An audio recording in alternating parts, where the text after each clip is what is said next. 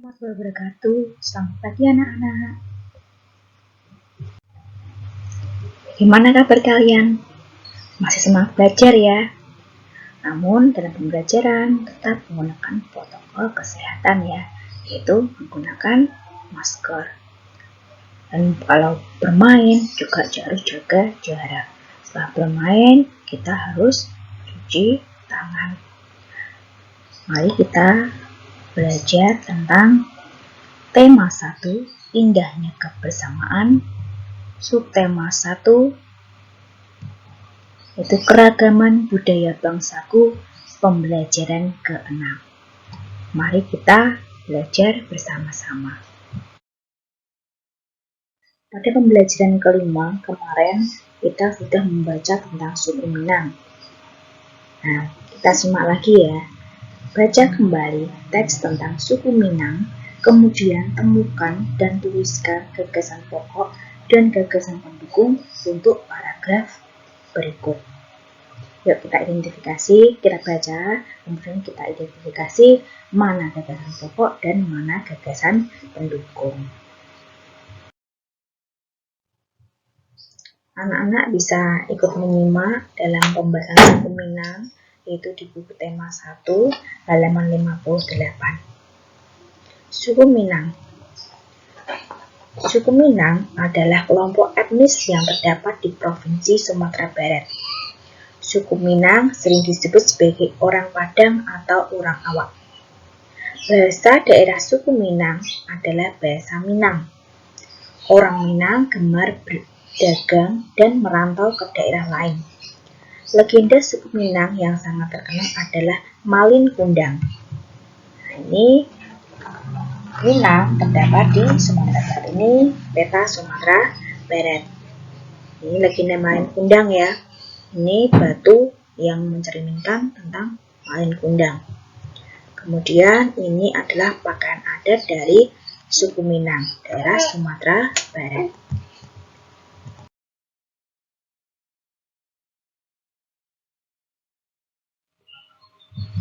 Paragraf 1 kita baca lagi ya. 1. Paragraf pertama, suku Minang adalah kelompok etnis yang terdapat di Provinsi Sumatera Barat.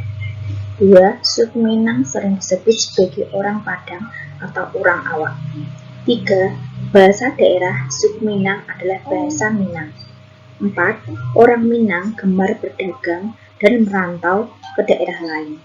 5. Legenda suku Minang yang sangat terkenal adalah Malin Kundang. Manakah yang termasuk gagasan pokok dan manakah yang termasuk gagasan pendukung? Nah, yang inti yang mana? Yang umum yang mana? Nah, ini kalimat pertama termasuk gagasan pokok.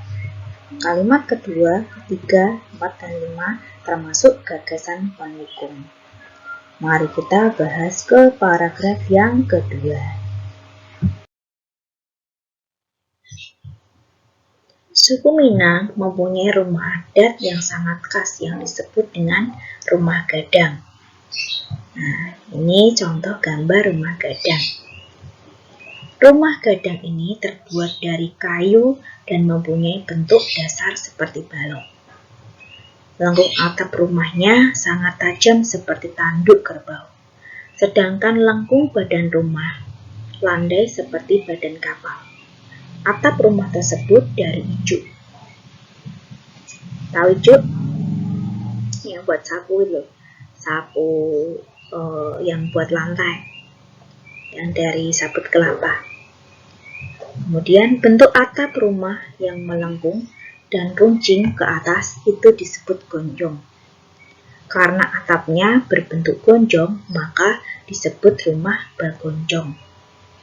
Mungkin bentuk atap di sini kalian pernah lihat di rumah makan Padang ya. Nah, itu khas dari daerah Minang, Sumatera Barat.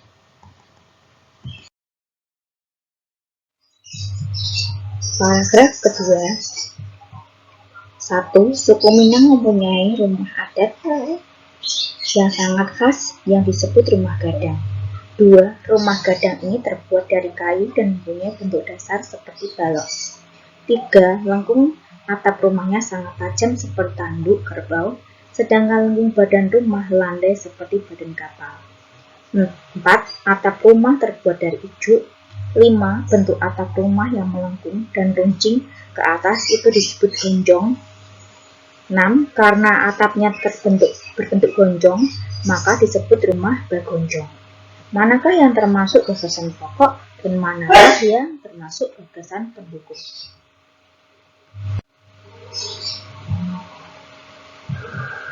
Ya, kalimat pertama yang menunjukkan gagasan pokok. Kalimat kedua, 3, 4, 5, dan 6 termasuk gagasan pendukung. Lanjut ke paragraf ketiga.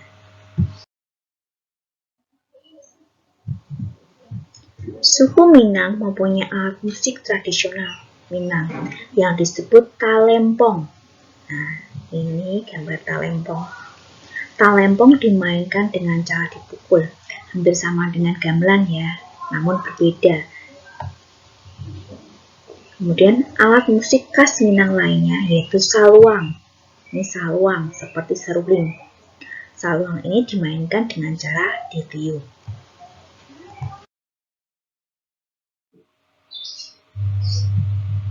Paragraf ketiga.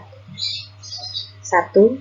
Suku Minang mempunyai alat musik tradisional Minang yang disebut talempong. 2. Talempong dimainkan dengan cara dipukul. 3. Alat musik khas Minang lainnya adalah saluang. 4. Saluang ini dimainkan dengan cara ditiup. Berarti paragraf ketiga membahas alat musik tradisional Minang. Jadi gagasan pokoknya adalah kalimat pertama, yaitu tentang alat musik tradisional Minang. Kemudian dijelaskan ke kalimat kedua, ketiga, dan keempat, yaitu macam-macam dari alat musik tradisional dari suku Minang. Kemudian untuk yang paragraf keempat, kelima, anak-anak bisa coba menentukan gagasan pokok dan mana gagasan pendukungnya. Udah paham ya? Suku Minang juga memiliki banyak jenis tarian, di antaranya tari pasambahan dan tari piring. Ini gambar tari pasambahan, kemudian ini tari piring. Tari pasambahan biasanya ditampilkan dalam pesta adat.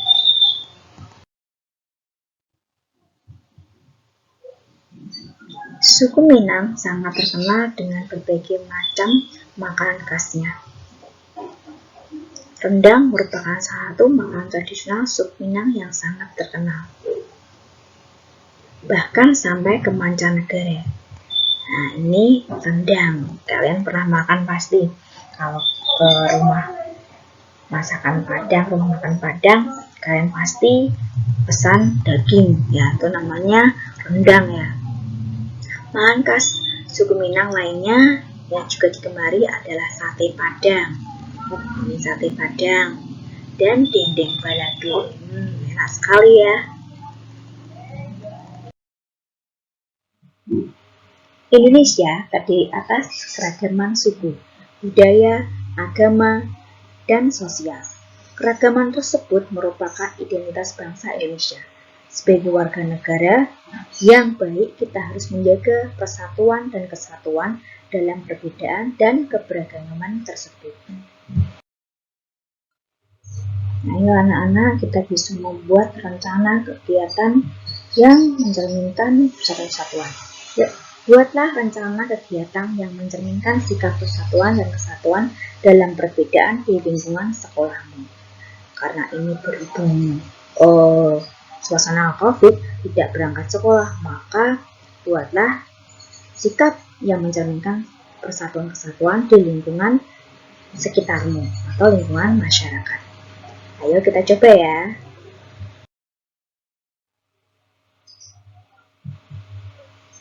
Ayo, ini ada sikap menghargai perbedaan. Jadi kita walaupun berbeda, tidak boleh saling membenci, namun kita harus selalu menghargai perbedaan tersebut. Yang pertama, sikap apa yang harus kita lakukan? Iya, bila bermain bersama dengan teman yang berlain agama. Itu tidak boleh menghargai perbedaan. Kita nggak masalah ya berteman dengan atau bermain dengan teman-teman yang berbeda agama. Yang penting kita saling menghargai. Yang kedua, tidak mengganggu teman yang berbeda agama sedang beribadah. Tidak boleh ya bila teman non-muslim pergi ke gereja tidak boleh mengganggu, atau teman yang muslim sedang sholat, teman yang non-muslim juga tidak boleh mengganggu. Namun yang siswi sering temui adalah malah sesama muslim kadang saling mengganggu dalam beribadah. Jadi kalian ketika beribadah mungkin di masjid, jadi kalau berdua sholat jangan saling mengganggu ya, harus saling menghargai. Yang ketiga, tidak mengejek suku dan agama orang lain, karena kita sama, tidak boleh mengejek. Misalnya ada temanmu yang dari Papua ya, kulitnya mungkin hitam, kita tidak boleh mengejek karena itu merupakan keragaman dan merupakan anugerah Tuhan yang Maha Esa. Kemudian nomor 4, berteman dengan semua teman walaupun beda suku dan agama. Kita bisa berteman dengan yang beda suku dan agama, tidak boleh membeda-bedakan. Kalau misalnya kita berbeda suku, bingung, kita suku Jawa, bisa memakai bahasa Jawa, namun ada teman yang mungkin dari daerah Jawa Barat, dia tidak bisa memakai bahasa Jawa, ya kita gunakanlah bahasa Indonesia. Yang kelima, memberi kesempatan teman untuk beribadah. Jadi ketika teman melakukan ibadah, tolong jangan kamu jangan sholat, kamu jangan gereja, tidak boleh.